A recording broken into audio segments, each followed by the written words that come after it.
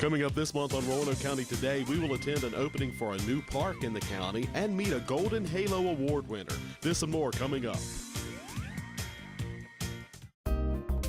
Visit the Town of Vinton's website at vintonva.gov and find out, how do I? The How Do I link will lead you to find information on how do I apply for a job, read meeting agendas and minutes, obtain a dog or cat license, and even search the Vinton website for information. That's the Town of Vinton website, www.vintonva.gov, to find out, how do I? Welcome back to the show. The Golden Halo Awards were created in 2008 to recognize and honor outstanding contributions to the cause of child abuse prevention, intervention, and advocacy in the Roanoke Valley. And here with us today is a 2018 winner. This is Angie Wooten, and then we have with us too Shannon Brabham with Social Services. Welcome to our show. Thank you very much. Sure. So tell us, congratulations, and how does it feel? Of course, I feel very honored. We've had a number of past recipients to win this award, so I feel especially honored that I'm in that company of such really good people I have a lot of respect for. Sure. Yeah. And tell us about your role here at Social Services. Well, currently I do Child Protective Services, and I'm on what they call the ongoing unit. And that unit, once we receive a call of concern or a child is at risk, if the risk is high, it comes over to my unit. And at that time, I work with a team. We come up with a plan, and we try to provide a safe home for the children. They can remain in their home, of course, or we can place with relatives if necessary. But we really try hard to prevent having to place children outside the home and work to stabilize the family. It's a lot of work. It is, but it can be very rewarding as well. Sure. And tell us a little bit about the award. Who sponsors the award? It's the Children's Trust of Roanoke. And they're the ones, they incorporate CASA as part of that, and we work closely with the CASA workers, which we have a great deal of respect for as well. And what does CASA stand for? Court Appointed Special Advocate. Yes, I always get that wrong. Okay, it's a very well-known organization. They're volunteers, and they work very hard. They work in coordination with us and with the courts, and they speak for their children as well. Very good. And I think this is in their 10th year now? I believe this award is in the 10th year. Yes, it is. Okay. And I do believe, correct me if I'm wrong, this department has received many of them over the years. 8 out of the 10. 8 out of the 10. That says something about the workers here for sure. Sure. And so, Shannon, describe for us a little bit about Angie and her work. Okay. Well, Angie's been with us 21 years, or almost 21 years. Yeah. And she started out in foster care and did foster care, I don't even know how many years. And then before she moved to Child Protective Services. And Angie is patient with her clients. She's respectful but very honest, but she is able to have that balance so that when she's delivering a tough message, the respect comes through and it kind of buffers the person receiving that message. And she's able to meet with them on their level and really form relationships that are, really significant in helping the family. You work for the children, but you work through the parents. Right. So she has to be able to balance that she's looking out for safety, well-being, permanency of these children, but she's also working to get the services that the parents need in order to provide that. Sure. So you've been doing this a very long time and have a lot of patience and understanding to be able to do what you do. Some days more than others, but yes, I will definitely patient. Yeah. And so Shannon, I'm going to read this quote that was on the nomination form for the award. To say that she, Angie, has been a lifesaver to so many children is not an overstatement. Can you elaborate on that? Wow. Well, again, just to kind of go back to what I said before, it's that relationship that she forms. And so there's not a lot of complaints that come in, customer complaints that come in on Angie. People request her to remain their worker. We had a sibling group that entered foster care that Angie had worked with in her Child Protective Services capacity.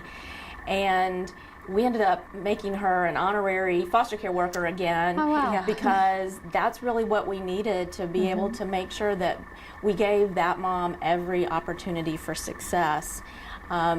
So yes, I don't know how else to elaborate. That to me it speaks volumes, because that's what we needed for that particular case. But there are certainly a lot of kids who now have become adults that were in foster care that remember Angie. Her name is well known in the professional community because she's been with us so long. She's so well respected, and we're just so happy to have her. Sure. Thank you. Thank you. And how about some future plans for you? Well, as she said, I've been here 21 years now, so I'm making it to 30, and then I plan Wonderful. to retire from the county, I hope. So that is my goal. I really feel like I've met a lot of my goals, which I feel fortunate. I've loved working for the county. I've been treated very fairly. I've had a good experience with the county, and I just would like to retire from here and then go on to the next phase of my life, maybe grandbabies. I don't know. Wow, that's great. Yeah. Well, we certainly thank you for your service. You've obviously Thank made you. an impact on so many people within the social services department, but also so many families out in the community. So Thank you very much. Thank you, and congratulations. Thank you. Okay. Thank you. you both for joining us today. Thanks. We'll be right back. Everyone loves having a beautiful green lawn, but did you know that lawn fertilizers can pollute our waterways? Before you fertilize your lawn, conduct a soil test to know what fertilizers are needed. Only apply fertilizers during the growing season and avoid using fertilizers and pesticides within 20 feet of a stream. After you mow, leave your clippings on your lawn because these return nutrients back into the ground. It's easy to keep your lawn green and our waterways clean. Contact the Clean Valley Council for more info.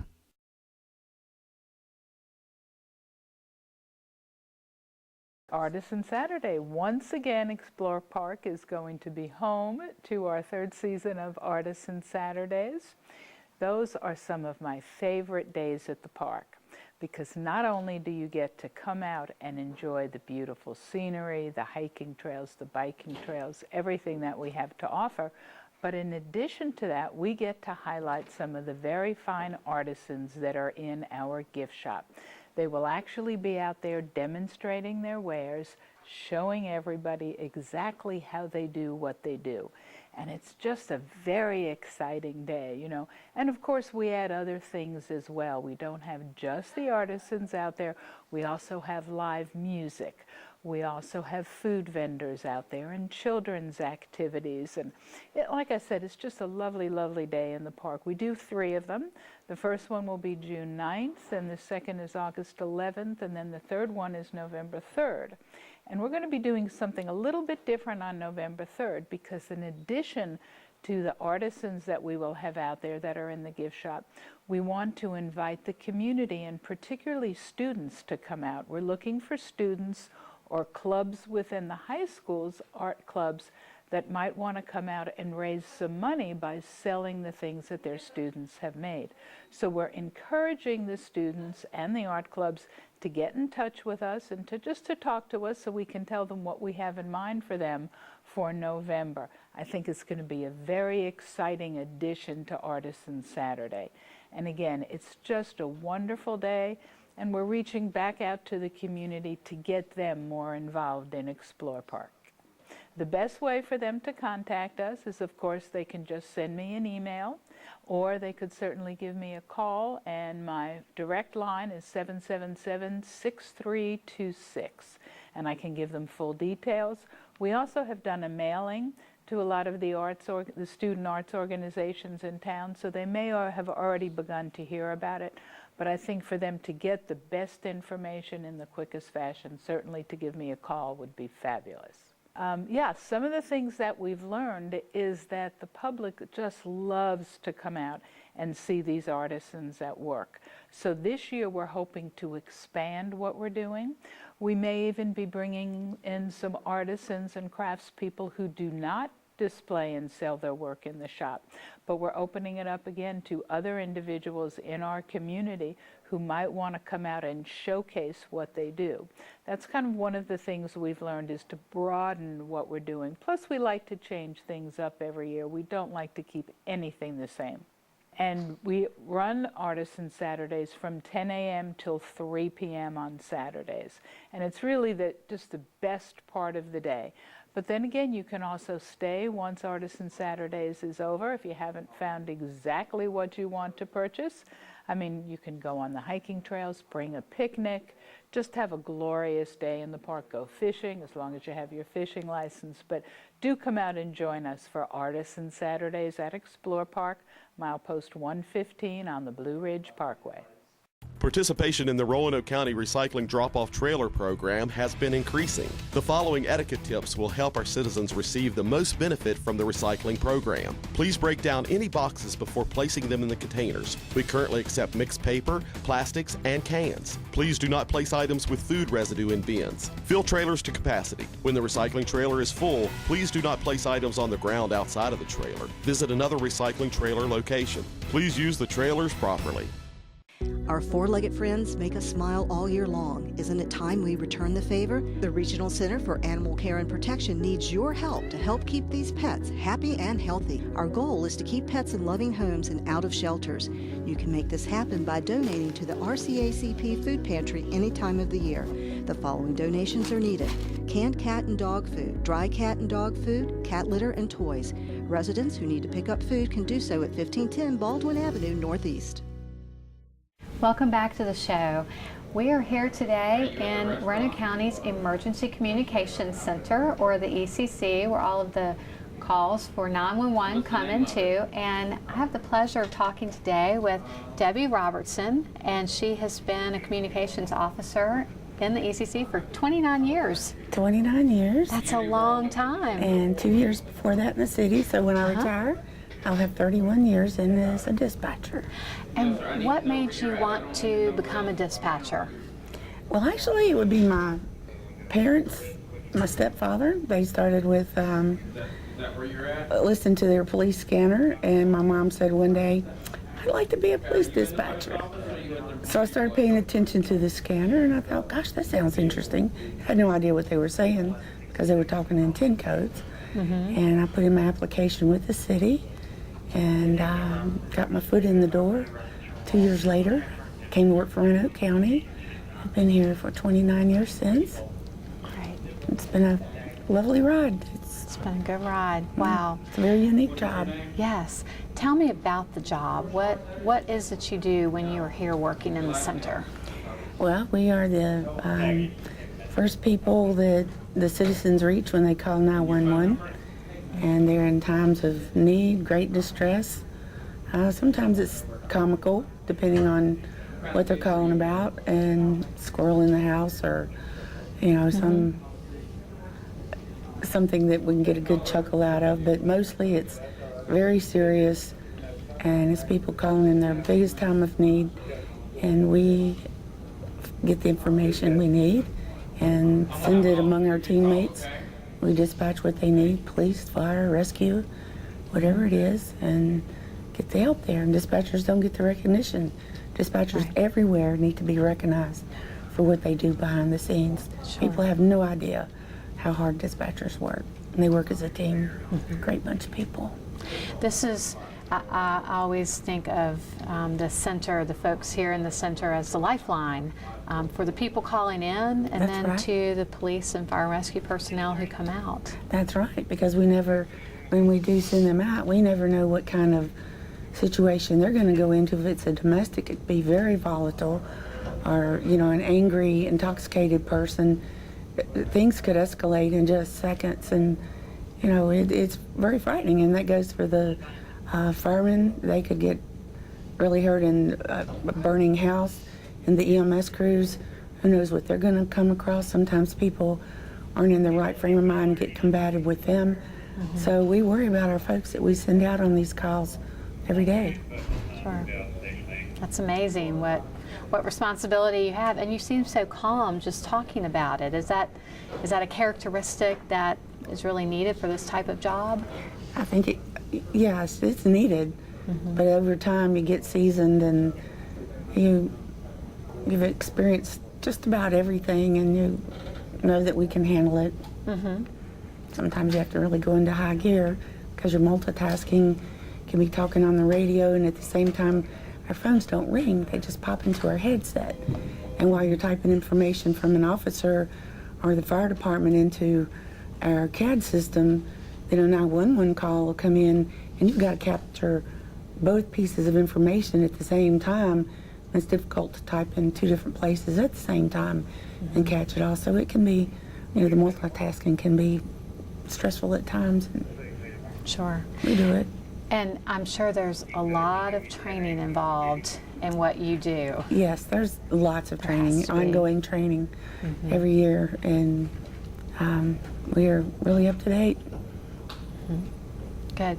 Now, I know you mentioned there are some very serious times. I'm sure there's some humorous times. I'm sure you've had some interesting calls, children who may have called in, or some prank calls, which shouldn't really be calling into this center with prank calls, but I'm sure you all have seen and heard lots of things. Is there anything memorable that might stand out to you? There are a few things, but I don't really think I should go there. What happens in dispatch is supposed to stay in dispatch, and I would hate to discuss a call and then have the citizen's family listen in. I just don't think I should go there. Sure. Really. But as I mentioned, children often call in sometimes. I know actually my children had called in one time when they were very young because they were practicing how to dial 911. They were learning that in school, and I'm sure those are some of the things that you all hear. Yes, they are. Yeah. And now in the age of so many cell phones, when I first started, it was mostly landlines, and it was easy to pinpoint and send an officer over to have a chat with them and their parents. But now with the cell phones, it's not quite as easy to narrow down the exact location. Right. So we have to do a little more investigating. Sure. And I'm sure technology has certainly changed over 29 years, hasn't it? Oh, a great deal. Yes. When I first came here, everything was in writing. We didn't have a CAD. You had to write the cards out, timestamp box on the wall, and some of the cards we used to use, and sometimes you couldn't read your own writing because you were going so fast, and now it's just so digital. Right. And the radios are completely different as well. So.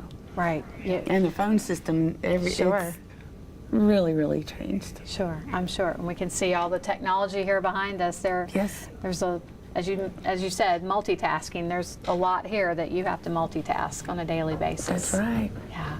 So what would you say to someone who is thinking about or considering a career in emergency communication center as a dispatcher? What would you say? It's a very unique job. It's not for the faint of heart, because you'll hear things will come back and pop in your mind years later that truly affect you, and those thoughts never go away. But it's so rewarding when you can do something that helps somebody, and it's just amazing to actually pull through and know that you helped save someone's life, protected your officers and your firemen and your rescue people. It's a unique career, and I would suggest that it's very interesting. It's never boring, and it's the kind of job that'll always be here. Right. It'll always be a need for dispatchers. Sure. Well, thank you so much for sharing some of your story, and congratulations on your upcoming retirement. Thank you. It's exciting, and we certainly wish you well.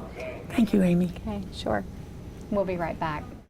If you've ever had an emergency, then you know that in an instant, all you can do is put your life in the hands of the men and women who come to save the day.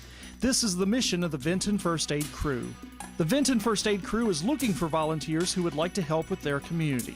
For more information on becoming a volunteer, call 540-983-0641, send an email to volunteer@vintonems.com, or you can visit their website at vintonems.com.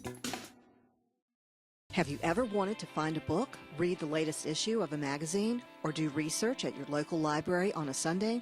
You can at the South County, Vinton, and now the Hollins branch libraries, open from 1 to 5 each Sunday afternoon.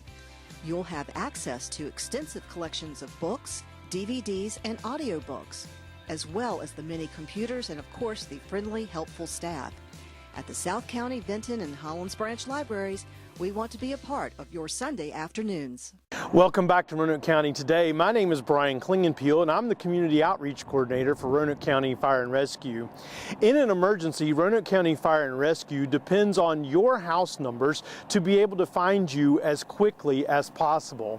Finding your home, especially at night, can be challenging if your house numbers are unreadable, hidden, unlit, or are missing numbers. Not having readable numbers can delay first responders from getting to you quickly. If you can't see your house numbers from the street, neither can we. Ask yourself these questions. Are your house numbers visible from the street? Secondly, are they set on a background of contrasting colors? If your house is hidden from the street, are your numbers attached to a visible mailbox or gate? Is your mobile home identified with your house number? If you live on a corner, does your house number face the street named in your address? If you said no to any of these questions, you need to make your house numbers more visible. Roanoke County Code reads, building numbers shall not be less than 3 inches in height and shall be made of a durable and clearly visible or light reflecting material. The numbers shall be conspicuously placed on, above, or at the side of the main entrance door so that the number is plainly visible from the street. Whenever a building is more than 50 feet from the street or when the building entrance is not visible from the street, the number shall be placed at the walk, driveway, or other suitable location that is easily discernible from the street. A violation of this code is a Class 4 misdemeanor, punishable by a fine of not more than $100. Here are some additional recommendations to make sure that your address can be easily seen. Repair or replace aging address number placards, especially on mailboxes that are a distance from the front of the residence. Prune any bushes, tree limbs, or other growth that has covered your house number. Numbers should be placed beside the front door. If your front door is not easily seen from the street, put the numbers on a post, a fence, or other sign so your address can be clearly seen from the street. It's important to keep your address well lit so it can be seen at night. And try to keep your address numbers a contrasting color from the background. A brown painted number against a brown wall is tough for first responders to see. Roanoke County Fire and Rescue wants to be able to find you quickly in an emergency, so please help us out by making sure that we can easily find you. If you have questions about this topic or any others, please feel free to contact me at 540-777-8718, or you can find us on the web at roanokecountyva.gov/fire and rescue. Roanoke County Today will be right back. Roanoke Alert is a citizen alert and warning system that Roanoke County will use to notify all Roanoke County households and businesses affected by or in danger of being impacted by a local emergency or disaster. Notifications will include important information about the event and any actions, such as evacuation, that officials are asking people to take. Set up an account to add your VoIP telephone like Vonage or Cox, or a cell phone. Sign up today before disaster strikes and be prepared. Welcome back to the show. Joining me today is Doug Blount, Director of Parks, Recreation, and Tourism. Welcome to our show. Thank you, Amy. There's all kinds of things going on with Parks, Recreation, and Tourism this time of year. Tell me where we are today, right now. Well, we're real excited. We've been able to add a new park to our park system called J Valley Park, located in the Mount Pleasant community. And this park, why we're so excited, is it's adding to our outdoor recreation inventory for passive recreation. As everyone is aware, Roanoke County has a new branding to want to be a county that is an outdoor friendly community, and J Valley Park fits right in with that mission. And tell us about the history of this property. Well, it's got a really, really colorful history. It was a swim club, Sun Valley Swim Club, for many, many years in the community. And even as a child, I remember coming to the pool and swimming. It was a campground, and for many years people had access to Back Creek for water sports with it. So this has been really a fabric of the community in terms of a park. It's been closed for a number of years, and we're really excited to be able to bring new life to this this parcel. Sure. And what was it like working with one of our regional neighbors on the project? Well, again, this is where I think that we're very fortunate here in Virginia's Blue Ridge to have so many different municipal governments to be able to work side by side. And Roanoke City was a major partner in helping us to develop this facility. They owned the land. They transferred it to us with our commitment in terms of Roanoke County's commitment to putting a park in as a joint facility, and that's what we've been able to do. Good. And what will visitors find when they come to J Valley Park? Well, J Valley is a 10-acre parcel. It's not a very large park, but it does provide walking loop, picnic facilities, as well as access to Back Creek. 10 to 20 days a year, the creek does run at a high enough water level to where you can paddle with some type of canoe or kayak boat down to Root Trough Point at Explorer Park.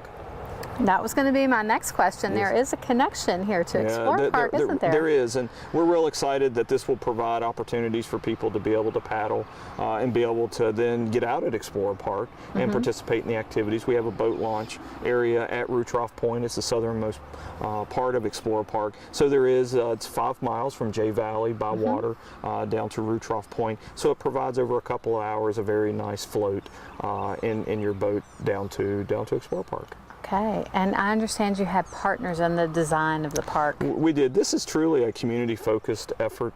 We partnered with the Roanoke Valley Blueway Committee, Bill Tanger in particular, that helped us to provide feedback into what type of how the park should look.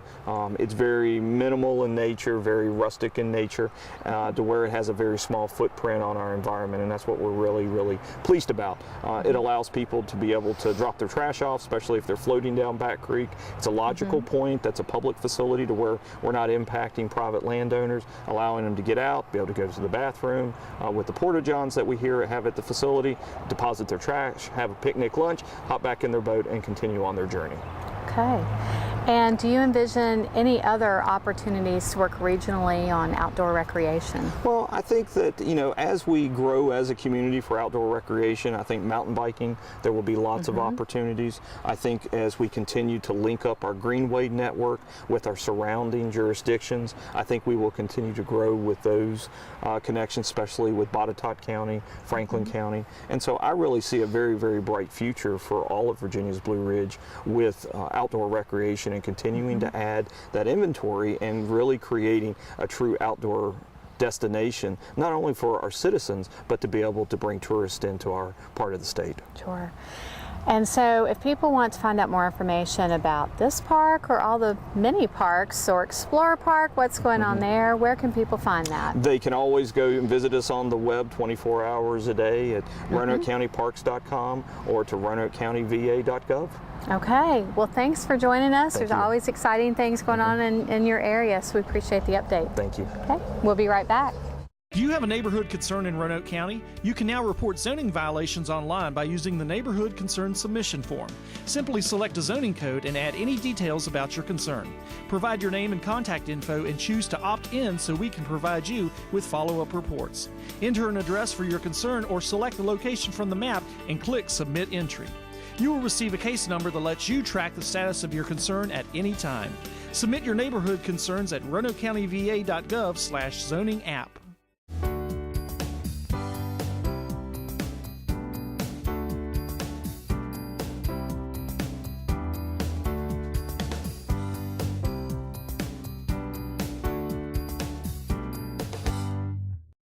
If you've ever had an emergency, then you know that in an instant, all you can do is put your life in the hands of the men and women who come to save the day. This is the mission of the Vinton First Aid Crew. The Vinton First Aid Crew is looking for volunteers who would like to help with their community. For more information on becoming a volunteer, call 540-983-0641, send an email to volunteer@vintonems.com, or you can visit their website at vintonems.com.